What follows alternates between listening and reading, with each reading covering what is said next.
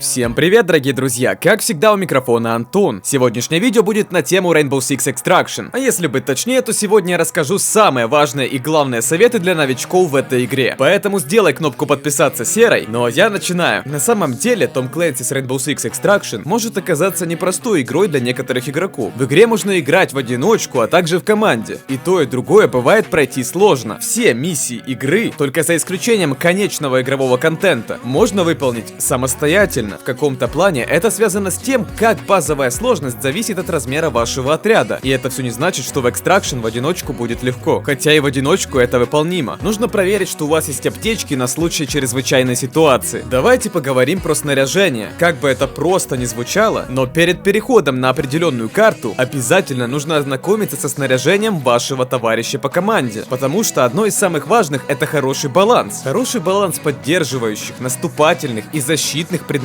Хорошо будет добавить в снаряжение дымовые гранаты. Они отлично подходят для скрытных убийств, а также помогают спасти себя в некоторых ситуациях. Но постоянно брать дымовую гранату не нужно. Иногда полезнее будет взять клеевую гранату, чтобы поймать или замедлить врага. Естественно, к полезным предметам относятся сканеры, которые помогают найти врагов и VIP-персон, взрывоопасные снаряды, которые могут расчистить путь, и дополнительные боеприпасы. В общем, вы поняли, одно из самых важных в начале — это проверить снаряжение. Следующее, что хотелось бы сказать, это то, что нужно быть скрытным. Используйте свои навыки и устройства, основанные на обнаружении, чтобы точно определять местоположение врагов. Приседайте или ходите, когда это возможно. Гнезда, которые расположены на карте, тоже нужно уничтожать, как только о них будет предупреждено. Если вы играете по стелсу, возьмите с собой хотя бы одно оружие с глушителем. И не вступайте в бой с группой архейцев в одиночку, если только вы не играете в одиночку. Когда архейцы будут убиты, они выпускают биожидкость. Этот материал, похожий на смолу, замедлит вас и облегчит врагам атаку на вас. Один из способов предотвратить появление этой смолы — это скрытно убить врага или же целиться в их слабые места. У большинства архейцев, с которыми вы сталкиваетесь, будут светящиеся слабые места, расположенные где-то на их телах. Стрельба в это место не только убьет их быстрее, чем обычно, но и предотвратит утечку противной жидкости после их убийства. Иногда бывают моменты, когда вы не должны атаковать слабое место врага. К примеру, вы не должны атаковать взрывающихся врагов, когда они находятся в непосредственной близости от вас или ваших товарищей по команде. Это заставит их взорваться, ранив всех, кто стоит поблизости. Поэтому в таких ситуациях лучше стрелять им по рукам и ногам. Они умирают, но поскольку они не взорвались, они не будут выпускать ту самую смолу, которая вам будет мешать. Случаются моменты, когда большинство людей из вашей команды может случайно предупредить группу архейцев. Они сбегутся отовсюду. В такие моменты может быть трудно сосредоточиться на их слабых местах. К счастью, после столкновения можно уничтожить те самые смолы. Это можно сделать с помощью атак ближнего боя или с помощью огнестрельного оружия. Липкое вещество испарится в воздухе, позволяя вам пройти свободно. Установите хороший темп. Как я уже и сказал, вы должны убедиться, что вы скрытны. Двигайтесь медленно и проверяйте углы. Тем не менее, вы не должны бездельничать. Каждая миссия рассчитана. Вам нужно либо завершить задание, или эвакуироваться с карты, прежде чем таймер дойдет до нуля. Если вам это не удалось, то вся карта будет заполнена архейцами, и вам останется только лишь бежать. Поддержка команды. Такие игры, как Tom Clancy's Rainbow Six, а также Extraction, строится на поддержке команды, а также в общем на командной игре. Поэтому обязательно поддерживайте своих товарищей по команде. Делитесь боеприпасами, которые были добавлены в снаряжение. Помогайте им, защищайте их, пока они выполняют задачу. По сути, следите за их спиной. Игра с командой отличается от игры в одиночку. Враги не уменьшатся, если один или двое из вас станут недееспособными. Если кого-то все-таки нокаутируют, постарайтесь донести его до эвакуационной капсулы. Это не позволит им потерять оперативника и активировать миссию по спасению пропавших без вести. Я считаю, что это самое важное, что нужно помнить при игре в Rainbow Six Extraction. А еще не одним маловажным моментом является повышение уровня. Чтобы разблокировать карты оперативников в Extraction, вам нужно будет повысить уровень. Очки опыта зарабатываются за выполнение миссий и исследований, а также за убийство врагов и помощь товарищам по команде. Однако этого недостаточно для повышения уровня. Прогресс в игре Rainbow Six Extraction накапливается. Вы захотите повысить уровень нескольких оперативников и выполнить все исследования для конкретного региона, чтобы быстрее разблокировать новые вещи. Также вы должны повысить уровень разных оперативников, чтобы сделать свой список сильным. Если один из них станет недоступен, вы не должны полагаться на более слабых оперативников, чтобы спасти их. Если мы затронули тему прокачки уровня, давайте я чуть более подробнее про это расскажу. В Rainbow Six Extraction есть три основных направления развития: операторы, технология и разработка. Операторы, как я и сказал, зарабатывают очки опыта, выполняя миссии, открывая новые новые технологии и улучшение способностей, в то время как этапы развития увеличиваются за счет выполнения очень специфических задач, изложенных для каждой из горячих зон, с которыми вы сталкиваетесь. Первой и единственной областью, к которой у вас есть доступ в начале игры, является Нью-Йорк, поэтому вам необходимо выполнить задачи исследования Нью-Йорка. В главном меню перейдите во вкладку «Прогресс», и вы увидите свой настоящий текущий уровень развития. Каждый новый уровень открывает новое достижение, которое вы можете найти на этом экране. Также в меню присутствует такая вкладка, как «Исследования». Здесь вы можете просмотреть все цели для текущих, будущих и прошлых уровней развития. Также вы получаете очки опыта вех-развития за очки опыта, заработанные вашим оператором. Однако, если кто-то из ваших операторов пропал без вести, вы потеряете часть его общих очков опыта, уменьшив ваш этап развития на соответствующее число очков. Успешное их спасение возвращает весь опыт, но в случае неудачи возвращается только часть опыта. Что ж, ребят, я думаю, что на этом все. Есть, конечно, различные фишки и прочие интересные плюшки для игры. Если вы хотите такой ролик, тогда пишите об этом в комментарии. Ну и давайте соберем побольше лайков. Если подвести итог, то сегодня я рассказал именно про советы для самых новичков. И эти советы действительно не стоит забывать, если вы хотите играть правильно. Хотя нету понятия играть правильно, потому что у каждого из вас есть свой личный подход. Но все же эти советы помогут начать играть, что в свою очередь поможет вам выработать свои личные тактики и подходы к игре. Так как шутер все-таки является командной игрой, лучше всего играть со своими друзьями, потому что, естественно, так будет проще и удобнее. Что ж, друзья, на этом видео подходит к концу. На нашем канале уже 11